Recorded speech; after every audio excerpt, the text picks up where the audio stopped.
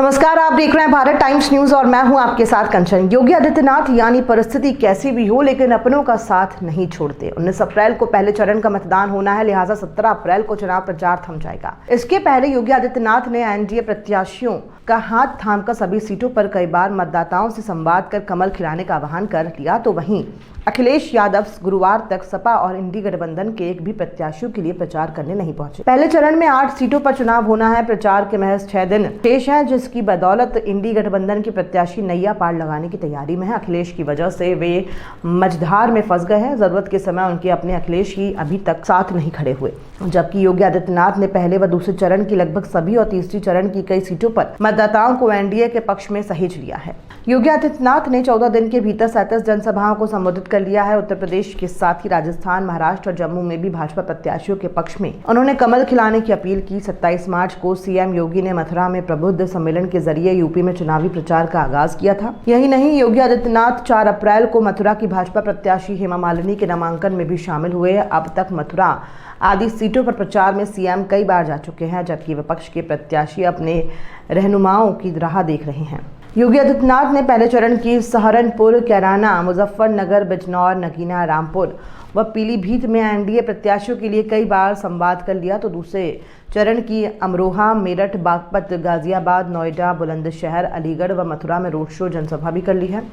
तीसरे चरण की हाथरस, आगरा, फतेहपुर सीकरी, बदायूं, आंवला व बरेली में चुनाव प्रचार में जा चुके हैं। गौरतलब है कि बरेली मंडल की बदायूं, बरेली व पीलीभीत में इस बार भाजपा ने नए प्रत्याशियों पर दाव लगाया है। भाजपा ने रालोद के साथ गठबंधन किया है। ऐसे में योगी आदित्यनाथ यूपी के मुखिया के रूप में भाजपा प्रत्याशियों के साथ ही रालोद प्रत्याशियों के लिए भी संकट मोचक बन गए हैं। रालोद ने यूपी में बागपत और बिजनौर सीट पर अपने उम्मीदवारों को मैदान में उतारा है। बिजनौर में पहले चरण व बागपत में दूसरे चरण में मतदान होगा। बिजनौर में रालोद ने चंदन चौहान और बागपत से राजकुमार सांगवान को जनता के चुनाव में उतारा है। योगी आदित्यनाथ चंदन चौहान के लिए 3 और राजकुमार सांगवान के लिए भी 2 रैली कर चुके हैं। लोकसभा चुनाव 2024 के मद्देनजर योगी आदित्यनाथ अब तक राजस्थान, महाराष्ट्र व जम्मू में भी प्रचार कर चुके हैं। 7 अप्रैल को योगी आदित्यनाथ राजस्थान के भरतपुर में राम स्वरूप कोली, दौसा में कन्हैया लाल मीणा व सीकर में स्वामी सुमेधानंद सरस्वती के पक्ष में प्रचार कर चुके हैं।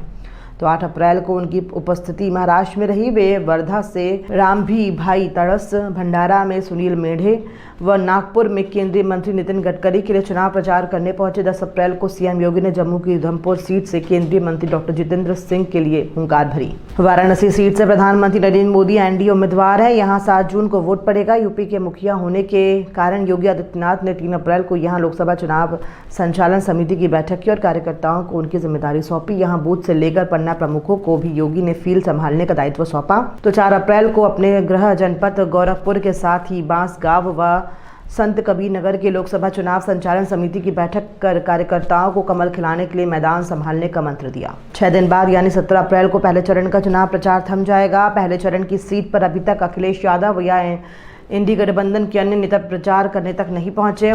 पहले चरण में 8 सीटों पर चुनाव होना है। प्रचार थमने में महज 6 दिन शेष हैं। ऐसे में सपा प्रत्याशी अपने मुखिया अखिलेश यादव को खोज रहे हैं। अमूमन पत्नी की मैनपुरी सीट के उपचुनाव को छोड़ दिया जाए तो लोकसभा के बाकी उपचुनावों से गायब रहने वाले अखिलेश आम चुनाव प्रचार में भी अभी तक अपने प्रत्याशियों का साथ देने नहीं पहुंचे हैं।